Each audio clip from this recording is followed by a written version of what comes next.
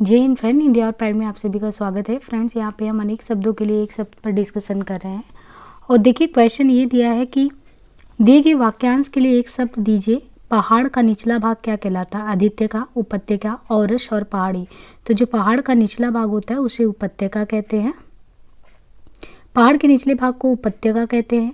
अन्य महत्वपूर्ण शब्दों पर गौर करें तो औरस किसे कहते हैं? विवाहित स्त्री स्वयं की स्त्री से उत्पन्न पुत्र को औरस। जारस जो होता है ये उपपत्ति के संयोग से उत्पन्न जो संतान है, यानी दूसरे की पत्नी से स्वयं के द्वारा उत्पन्न की गई। उपपत्ति के संयोग से उत्पन्न संतान का मतलब दूसरे की पत्नी से स्वयं के द्वारा उत्पन्न की गई संतान जो है वो जारज कहलाता है और स्वयं का कहलाता है। आदित्यका, पहाड़ के ऊपर की जो समतल भूमि है उसे आदित्यका कहते हैं। औरसी किसे कहते हैं? तो औरसी विवाहिता से उत्पन्न जो पुत्री होती है उसको औरसी कहते हैं। जिससे बढ़कर ऊंचा कोई ना हो, जिससे बढ़कर ऊंचा कोई ना हो वाक्यांश के लिए एक शब्द क्या होगा? तो ये होगा उच्चतम। जिससे बढ़कर ऊंचा कोई ना हो उसे उच्चतम कहते हैं। लघुत्तम जो है सबसे छोटा, महत्तम सबसे बड़ा होता है, निम्नतम कम से कम। नियताप्ति क्या होता है? नाटक की एक अवस्था जिसमें फल प्राप्ति निश्चित होती है तो उसे नियताप्ति कहते हैं।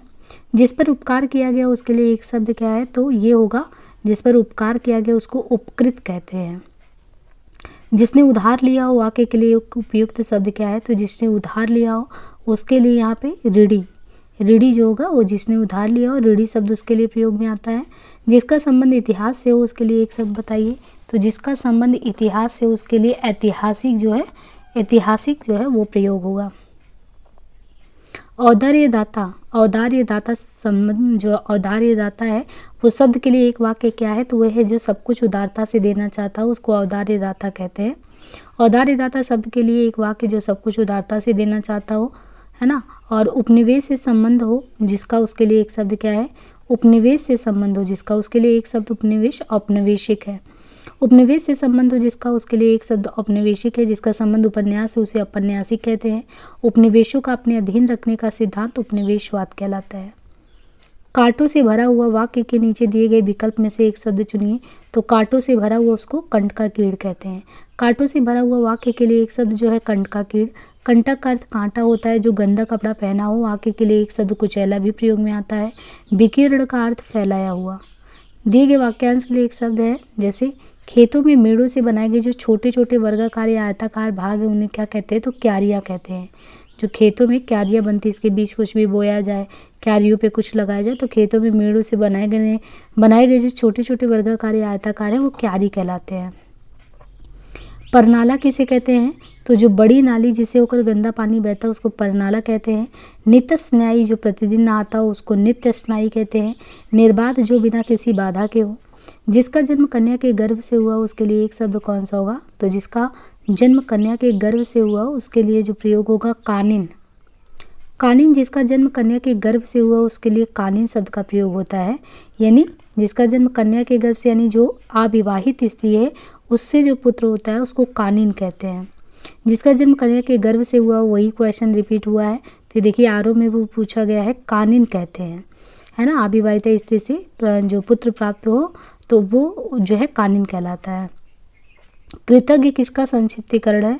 तो कृतज्ञ हम किसे कहते हैं? किए गए उपकार को जो मानता है उसको कृतज्ञ कहते हैं। किए गए उपकार को मानने वाला कृतज्ञ कहलाता है। और किए गए उपकार को मानने वाला कृतज्ञ, किए हुए उपकार को ना मानने वाला कृतज्ञ कहलाता है। जो किए गए उपकार को मानता है उसे क्या कहते हैं? तो जो किए गए उपकार को मानता है उसको कृतज्ञ कहते हैं। जो कड़वा बोलता है उसे निम्न में से क्या कहते हैं? तो जो कड़वा बोलता है उसको निम्न में से क्या कहते हैं? कटुभाषी। जो कड़वा बोलता है उसे कटुभाषी कहते हैं। जो मधुर बोलता है मृदुभाषी।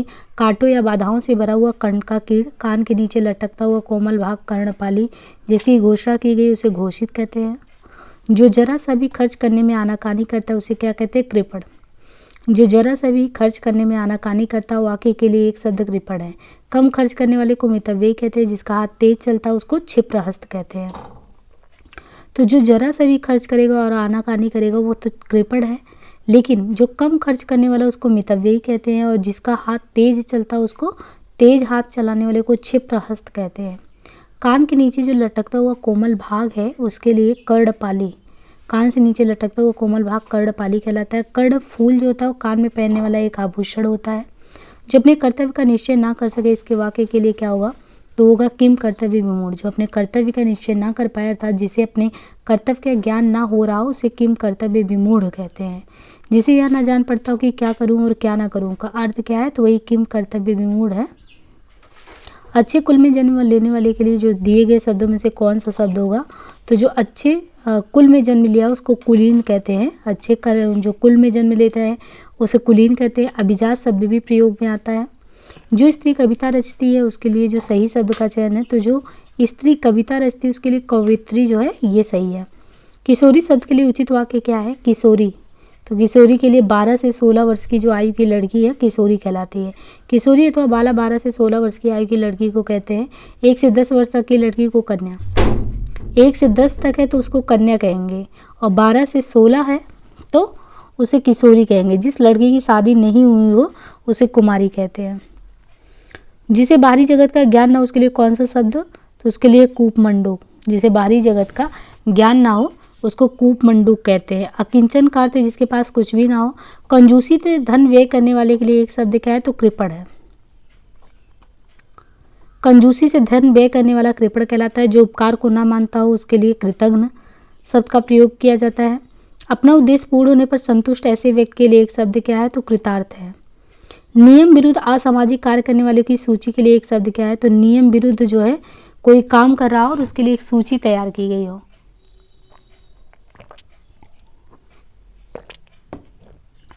तो जो नियम विरुद्ध काम करते हैं उनके लिए जो सूची तैयार की जाती है वो काली सूची में ही तैयार की जाती है। तो नियम विरुद्ध असामाजिक कार्य करने वाले की सूची के लिए एक शब्द काली सूची है। नियम के अनुरूप और सामाजिक कार्य करने वालों की सूची श्वेत सूची होती है। जो बात लोगों से सुनी गई उसके लिए जो शब्द प्रयोग में आता है किंवदंती। जो बात लोगों से सुनी गई हो उसे किंवदंती कहते हैं। ऐसा ग्रहण जिसमें सूर्य पूरा ढक जाए उसके लिए खग्रास जो है ये प्रयोग में आता है। जब पूरा ही आप देखिए कि ऐसा ग्रहण लगा हो जिसमें सूर्य जो है वो पूरा ही ढक जा रहे हैं, तो खग्रास। जीवन के एक अंश को लेकर लिखा गया प्रबंध काव्य के लिए प्रयुक्त शब्द क्या है, तो जीवन के दिया है एक अंश को, अगर पूरे ही जीवन को लिखा जाए तो प्रबंधात्मक काव्य हो जाए, लेकिन एक खंड को है तो वो खंड काव्य कहलाता है। एक अंश को खंड काव्य कहते हैं। जो भवन गिर गया हो वाक्य के लिए उपयुक्त शब्द क्या है, तो खंडहर। खलवाट शब्द किस वाक्य के लिए उपयुक्त है, तो खलवाट का प्रयोग में लाते हैं। जिसके सिर पर बाल ना हो उसके लिए जो शब्द प्रयोग में लाते हैं खलवाट। जो नभ में चलता है उसके लिए एक शब्द क्या है, तो नभ में चलने वाले को खेचर। गजगामिनी शब्द के लिए एक वाक्य क्या है, गजगामिनी। तो गजगामिनी के लिए हाथी की तरह चलने वाली स्त्री जो है वो गजगामिनी कहलाती है। गजगामिनी शब्द के लिए एक वाक्य हाथी की तरह चलने वाली स्त्री। संध्या और रात्र के बीच का समय क्या होता है, तो संध्या और रात्र के बीच का समय गोधूली बेला होता है। आकाश को चूमने वाला वाक्य के लिए सही शब्द का चयन कीजिए, तो आकाश को चूमने वाला क्या कहलाता है, गगनचुम्बी। आकाश को चूमने वाला गगनचुम्बी जो दूर की बात सोचे उसे दूरदर्शी, जो किसी विषय में आसक्त ना उसे अनासक्त। धरती और आकाश के बीच का स्थान अंतरिक्ष। गतानुगतिक शब्द का सही अर्थ क्या है, इसका मतलब प्राचीन आदर्श के अनुसार चलने वाला। जिसके हाथ में चक्र, इस वाक्यांश के लिए एक सार्थक शब्द का चयन करिए, तो जिसके हाथ में चक्र है इसके लिए चक्रपाणी शब्द प्रयोग में आता है। चक्रपाणी, जिसके हाथ में चक्र उसे चक्रपाणी कहते हैं। चक्रपाणी का अर्थ है विष्णु। चंद्रशेखर शिव, जिसके सिर पर चंद्रमा हो। चक्रधर, देखिए चंद्रशेखर शिव को कहते हैं, चक्रधर विष्णु को, और चंद्रचूड़ शिव को। तो जिसके सिर पर चंद्रमा हो चंद्रशेखर, चक्रधर विष्णु चक्र को धारण करने वाले विष्णु, चंद्रचूड़ शिव जिसके चूड़ा यानी बालों में चंद्रमा हो। मदिरा पीने का प्याला जो होता है उसके लिए एक शब्द प्रयोग में आता है, चषक कहते हैं। मदिरा जो पिया जाता है उसका प्याला चषक कहलाता है। तो मदिरा पीने का प्याला चषक कहलाता है। चश्मा का अर्थ नेत्र अथवा आँख भी है, चश्म का। चिन्हित शब्द के लिए उपयुक्त वाक्य क्या है, तो चिन्हित।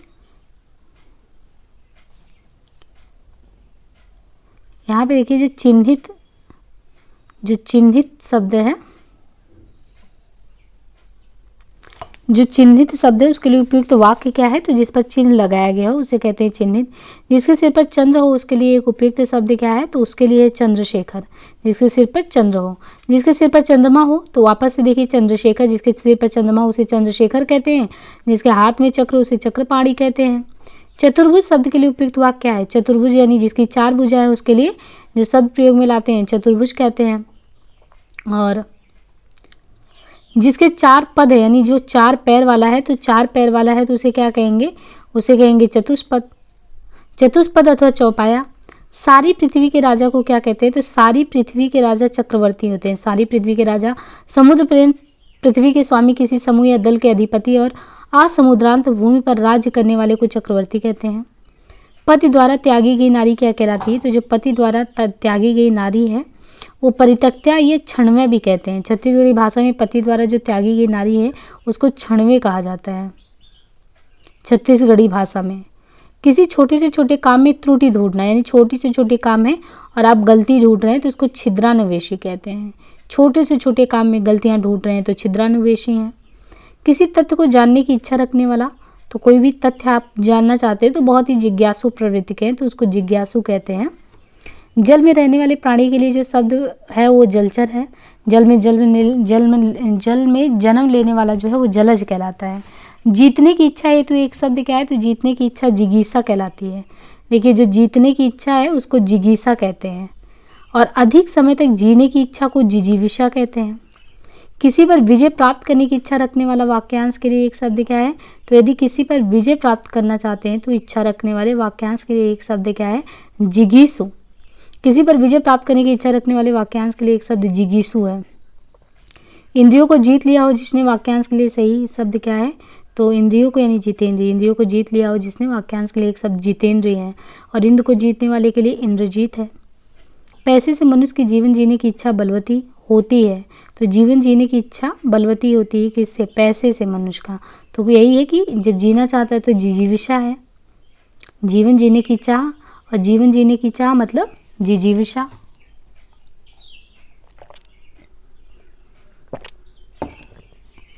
दिए गए शब्द में से कौन सा शब्द जो अवैध संतान हो वाक्य के लिए उपयुक्त है?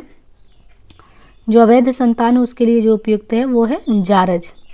जो अवैध संतान हो उसके लिए उपयुक्त शब्द है जारज। अन्न को पचाने वाली अग्नि क्या है? अन्न को पचाने वाली अग्नि को जठराग्नि कहते हैं। ये जठरा नल। जिसमें जानने की इच्छा हो तो जानने की इच्छा यानी जिज्ञासु। जिसे त्याग देना उचित हो, यहाँ पे दिया है कि जिसे त्याग देना उचित हो, वाक्यांश के लिए एक शब्द क्या है? तो त्याज्य। जिसे त्याग देना उचित हो उसके लिए त्याज्य शब्द सही है। त्यागी जो सांसारिक सुखों में लिप्त ना हो त्यागी है। त्यागपत्र वह पत्र जिसमें किसी प्रकार के त्याग का उल्लेख हो त्यागपत्र। वांछनीय जिसकी इच्छा की गई हो वांछनीय। तर्क के द्वारा जो माना गया हो, वाक्यांश के लिए एक शब्द क्या है? तो तर्कसम्मत। तैरने या पार होने का इच्छुक, तो तैरने या पार होने का इच्छुक तितीर्षु कहलाता है। वह राजकीय धन जो किसानों की सहायतार्थ दिया जाता है उसके लिए उचित शब्द है। तो देखिए, जो किसान की सहायता के लिए दिया जाता है वो तकाबी होता है। तैरने की इच्छा को क्या कहते हैं? तो तितीर्षा कहते हैं। तैरने की इच्छा को तितीर्षा। जो मुश्किल से खाया जा सके, तो जो मुश्किल से खाया जा सके उसको दुर्भक्ष कहते हैं। जो मुश्किल से खाया जा सके दुर्भक्ष। दुर्लभ जो कठिनाई से मिलता है दुर्लभ। दुर्लभ जिसे लागना बहुत कठिन हो। दुष्कर जिसे करना बहुत कठिन हो। विषम जो सम ना हो। गोद लिया हुआ पुत्र, उसके लिए उपयुक्त शब्द क्या होगा? तो गोद लिया हुआ पुत्र उसके लिए जो है दत्तक। जो मुश्किल से प्राप्त उसे क्या कहते हैं? तो जो मुश्किल से यानी दुर्लभ। जो मुश्किल से प्राप्त उसे दुर्लभ कहते हैं। जिसको प्राप्त ना किया जा सके अलभ्य। देखिए, जो मुश्किल से है तो वो दुर्लभ है और जिसको प्राप्त ना किया जा सके उसे अलभ्य कहते हैं। जो आसानी से प्राप्त उसे सुलभ कहते हैं। जिसको लांघ ना सके उसे अलंघ्य कहते हैं। चंद्रमा तथा ब्राह्मण के लिए एक शब्द है। चंद्रमा के लिए भी प्रयोग में आता है, ब्राह्मण के लिए वो शब्द है द्विज। द्विज जो है चंद्रमा तथा ब्राह्मण के लिए, दोनों ही लोग के लिए प्रयोग में आता है द्विज। जिसके दो पैर हैं उनके लिए एक शब्द निम्न में से कौन सा है? तो जिसके दो पैर हैं उसके लिए द्विपद। जिसके दो पैर हैं उसके लिए द्विपद। हिंदी में एक वाक्यांश अथवा अनेक शब्दों के लिए जो एक शब्द का प्रयोग होता है वो प्रायः तत्सम होता है। जो देने योग्य है उसके लिए एक शब्द क्या है? तो जो देने योग्य है वो देय। अनुचित बात के लिए आग्रह करने वाला क्या है? तो वो है दुराग्रही। अनुचित बात के लिए आग्रह करने वाला दुराग्रही कहलाता है। जो काम करना कठिन हो, वाक्यांश के लिए एक शब्द क्या है? तो जो काम करना कठिन हो उसके लिए दुष्कर प्रयोग में लिया जाता है। जिसका निवारण अत्यंत कष्ट से किया जा सके तो उसके लिए दुर्निवार। जिसका निवारण अत्यंत कष्ट से हो उसके लिए एक शब्द दुर्निवार है। जिस समय बड़ी मुश्किल से भिक्षा मिलती है उसे क्या कहते हैं? तो दुर्भिक्ष कहते हैं। बुरे उद्देश्य से की गई गुप्त मंत्रणा जो होती है उसको दुराभिसंधि कहते हैं। बुरे उद्देश्य से की गई जो गुप्त मंत्रणा होती है उसको दुराभिसंधि कहते हैं। किसी को संकट में डालने के लिए बनाई जाने वाली योजना अथवा किसी को हानि पहुंचाने के लिए होने वाली जो गुप्त कार्रवाई है दुरअभियोजन कहलाता है। जो कठिनाई से मिलता है उसके लिए एक शब्द जो होगा जो कठिनाई से दुर्लभ। जिसके पेट में माँ ने रस्सी दाम बांध दी हो उसे क्या कहते हैं, तो उसे दामाद इतर कहते हैं, दामोदर भी कहते हैं उसे। वन में लगने वाली जो आग होती है तो वन में लगने वाली आग को क्या कहते हैं, दावाग्नि। जंगल में लगने वाली आग को क्या कहते हैं, तो जंगल में दावानल कहते हैं। जंगल में लगने वाली आग को जो है दावानल या दावाग्नि कहते हैं। पेट की आग को जठराग्नि जठरानल कहते हैं। समुद्र में लगने वाली आग को बड़वाग्नि कहते हैं। तो जंगल में दावानल दावाग्नि, पेट में है जठराग्नि और समुद्र में लगने वाली आग को बड़वाग्नि बड़वानल। दावानल इस एक शब्द के लिए उचित अनेक शब्द क्या है, तो जंगल की आग को दावानल कहते हैं। दावानल जंगल की आग के लिए एक शुद्ध शब्द है, पेट की आग के लिए एक शब्द जठराग्नि तथा समुद्र की आग के लिए एक शब्द बड़वाग्नि। दो भाषाएं बोलने वाला क्या कहलाता है, तो द्विभाषी या द्विभाषिया। दो भिन्न भाषा भाषियों के बीच मध्यस्थता करने वाले के लिए सही शब्द क्या है, तो भिन्न भाषा भाषी बात करने वाले के लिए द्विभाषी या द्विभाषिया। अनुचित बात करने के लिए अनुग्रह करना, उसके लिए एक शब्द क्या है, तो अनुचित बात करने के लिए अनुग्रह करना दुराग्रह कहलाता है। गोद लिया हुआ, उसके लिए सही शब्द क्या है, तो गोद लिया हुआ दस्तक। कष्ट सहकर होने वाला कार्य क्या कहलाता है, तो कष्ट सहकर होने वाले कार्य को कहते हैं दुष्कर। जिसका स्वर्गवास हो गया उसके लिए एक शब्द क्या होगा, तो जिसका स्वर्गवास हो गया वो दिवंगत। दो बार जन्म लेने वाले वाक्य के लिए सही शब्द का चयन कीजिए, तो दो बार जन्म लेने वाला द्विज कहलाता है। दो बार जन्म लेने वाले वाक्य के लिए सही शब्द द्विज है। द्विज अनेकार्थी शब्द है जिसका अर्थ है दांत, पक्षी, ब्राह्मण तथा तिथि विशेष। जो दान पर चलता हो उसके लिए दिए गए शब्दों में से कौन सा शब्द सही है, तो जो दान पर चलता हो उसके लिए दान वृत्ति शब्द प्रयोग में आता है। जो देने योग्य है उसके लिए एक शब्द निम्न में से कौन सा है, तो जो देने योग्य है उसके लिए देय। जो देने योग्य उसे देय कहते हैं। दिए गए विकल्पों में प्रदेय या प्रदेय का अशुद्ध रूप है। प्रदेय देय का पर्यायवाची शब्द है जिसका, जबकि अदेय देय का। बहुत तेज चलने वाले के लिए एक शब्द क्या है, तो उसको द्रुतगामी कहते हैं। बहुत तेज चलने वाले शब्द समूह के लिए द्रुतगामी शब्द सही है।